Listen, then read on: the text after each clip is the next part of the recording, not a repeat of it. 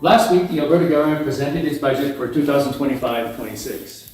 The three main government budget priorities are affordability, strong public services, and fiscal responsibility.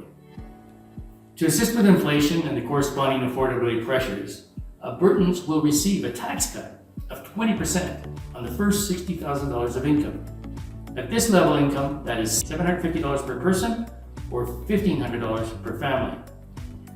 In response to inflation, increased classroom complexity, and our record increase in population, spending on education will be increased by 4.5% versus last year to $10.4 billion.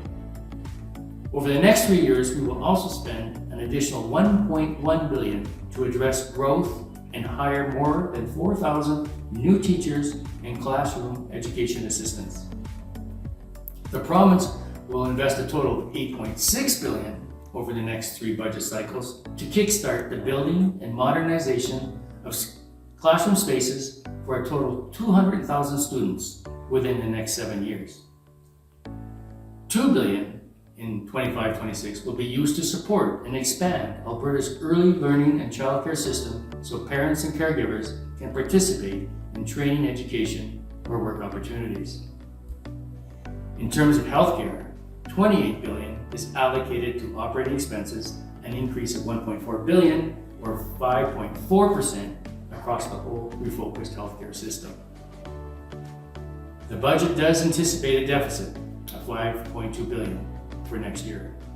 This deficit is primarily explained by the economic uncertainty and market impacts related to the tariff issues with the U.S. government, as Alberta government revenues are budgeted to decline by $6.5 billion or 8.1% year over year, reflecting lower oil and gas royalties and investment income.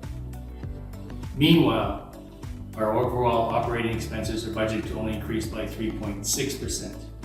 But in addition, the Alberta government has incorporated a $4 billion contingency to accommodate for possible supports required in response to U.S. trade-related economic uncertainty, caseload pressures, ongoing collective bargaining, and emergencies like forest fires.